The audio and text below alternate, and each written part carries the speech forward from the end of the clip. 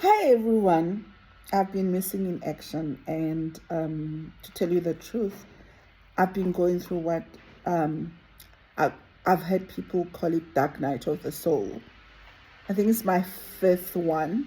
Yeah, fifth one. My first, or first before I say when my first one is, I didn't know what a dark night of the soul was until someone said it is when you lose everything and it is about the ego death.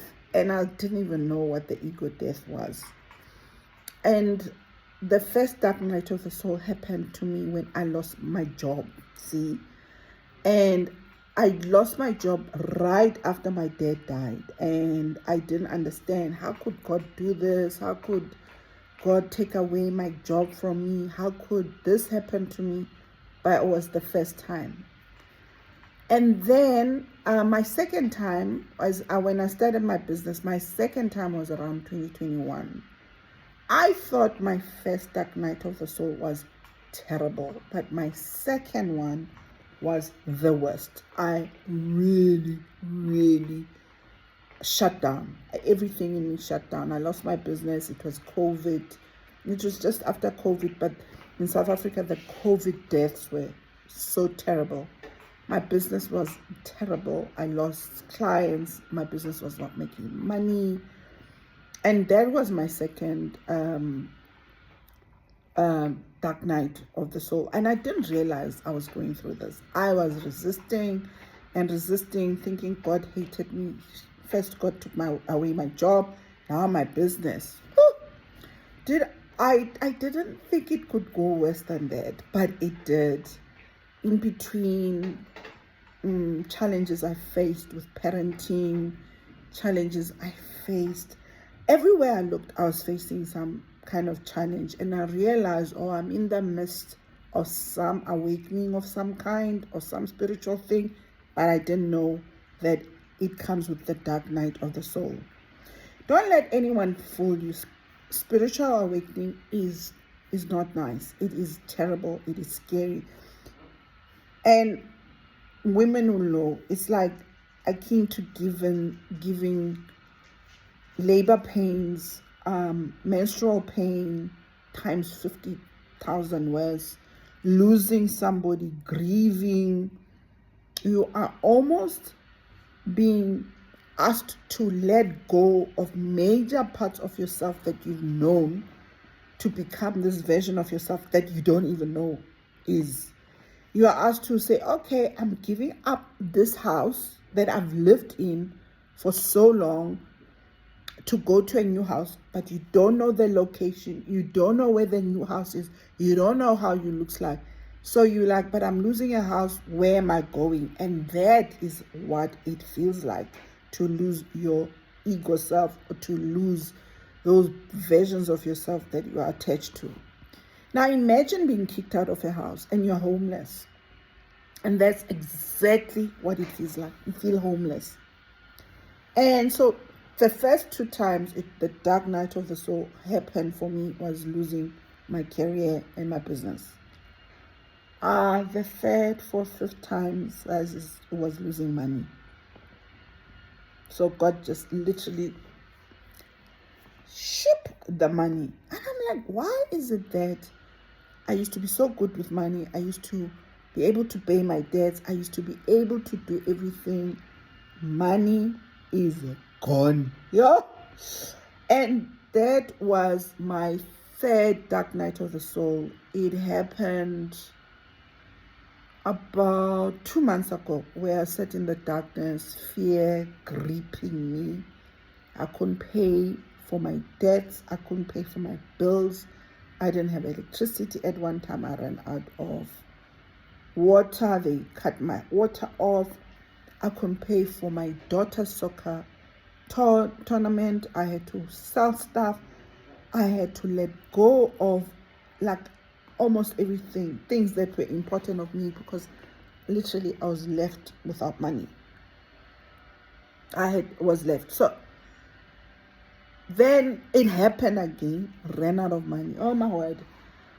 I'm thinking to myself, okay, there's something I'm missing out here, and I kind of went on TikTok, and somehow this video came and says you are going through the dark night of the soul when you are going through this thing. And I was like, oh my word, this is now my fourth time going through the dark night of the soul. I thought I said five. No, I went through four. The first 2 times was the career ones, and the second 2 times was the money one.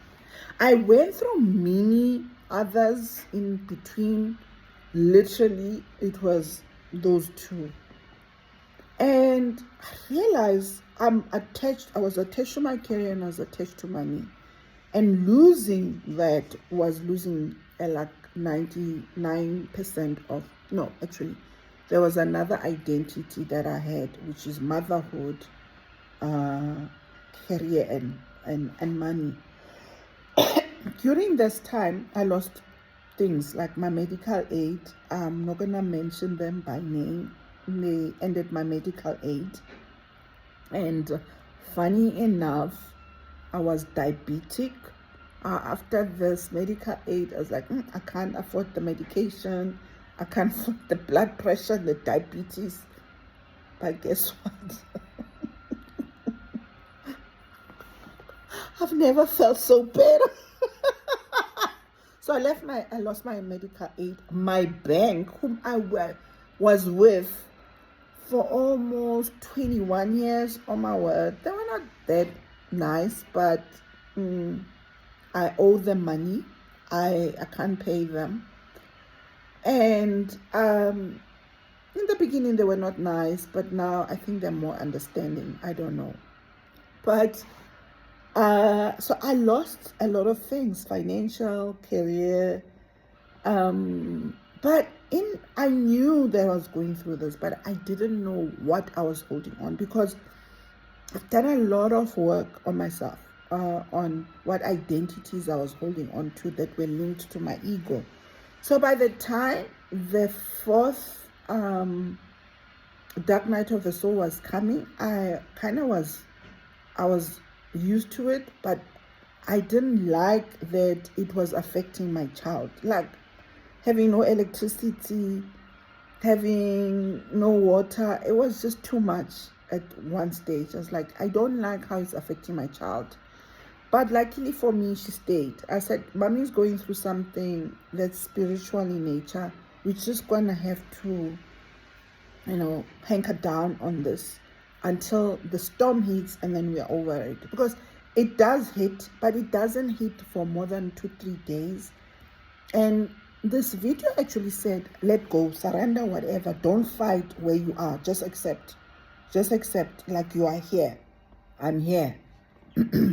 And the minute I surrendered and I'm here, I could kind of feel something come into me, which I don't know what, but I found courage.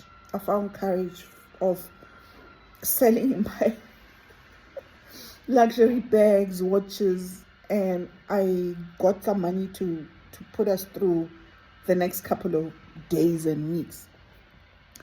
That was such a profound moment for me, because when I let go of that image of what I used to be called the rich little daddy's girl at some point, or the rich executive, or this image of myself I had, I could breathe, and I was like, but I'm no longer this person. I'm no longer the no, it wasn't the rich lady. It was the corporate executive. That was my biggest identity. I'd seen myself as a corporate executive. I'd seen myself as the go-getter, the trailblazer, the one who's like, oh, I tell you, the soul, the dark night of the soul will humble you. My nails were always nicely made, nicely done. Oh, now look. It was a tough moment for me. I don't know if another dark night of the soul is coming, because the 2 dark nights of the soul that I've gone through have taught me I was attached to my career and money. Interestingly enough, parenting is another one of my ego attachments. But I think the difference between the ego attachment in parenting and versus the money and career one is there is unconditional love in my parenting now. I'm no longer the parents like, why didn't you get 80%? Which I never used to do. I was like, but I'm no longer interested in my child being the top of what I'm interested in, just loving her and accepting her for who she is. Because there was at some point I was attached to outcomes, attached to her winning. No, my love wasn't attached to her winning. I was just attached to winning, for her to win dance competitions, to be top of a game. But I let go of that. I let go of it about a year ago. I was like, you know what? This is not doing my relationship with her well. And you know what I've seen, even though we have little sparkles there and there, is she's opened up, and she's, in my view, she's doing much better than the parenting I was, where I wanted her to win all the time. And that was ego-based. My health is better than ever. I think hitting rock bottom 4 times and coming out of it has taught me how amazing my life is, because I nearly did say, why is it that God keeps on giving me and throwing me under the bus? But now I have a new perspective that no, it's not under the bus, it's the ego. The ego is attached to external things. It's attached to money, it's attached to career, it's attached to things. And at its worst, the ego fights for survival. There's something I wanted to talk about, but maybe I will talk about it in another podcast, another way. I actually traced back all what was happening to me, coming back to feeling abandoned, feeling unlovable, feeling unwanted. But the biggest aha moment was linking my debt, the money I owed, to shadows, my own internal trauma shadows. And I could link every debt to what shadow or identity it was linked with. So I linked the fact that I was an overgiver. I overgave money. I overgave love. I didn't give myself enough love. And most of the debts were coming through me not feeling good enough, not worthy, not feeling valuable and unworthy. And I figured at some point that money was equal love. Love is the currency of our soul. Money is the currency of our physical world. But the ego is attached to the money. And when money goes, it cannot define who it is. And now I understand why I had debts, because they were my shadows, my inner child wanting to speak out, wanting to say, hey, here's an issue you haven't dealt with, deal with it. And it was only when I started dealing with it, was like, oh, this is why this debt occurred. I'm not totally out of debt. I still have some shadows I need to work on. But it's been fascinating to understand that when you are in debt, when you have money issues, it's got nothing to do with money. It's got to do with love. You either don't love yourself, you don't have self-worth, you don't believe in yourself, you don't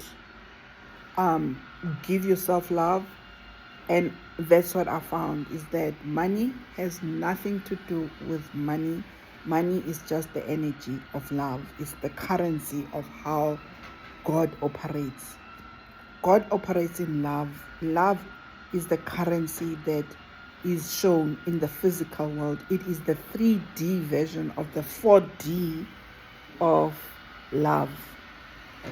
And love is the 5D. Life comes first, love, money. And I'm making it simple, but it's simple enough for you to understand that you have a life. God gives you breath. We're alive. You exist. You are here. So that's the first thing. Blood is running through your veins. You have a body. You have a soul that is in the body. God is within us. So you have life. 2, you have love. Love creates all of this. And then the energy of love is money in the 3D world. So that's what I wanted to tell you.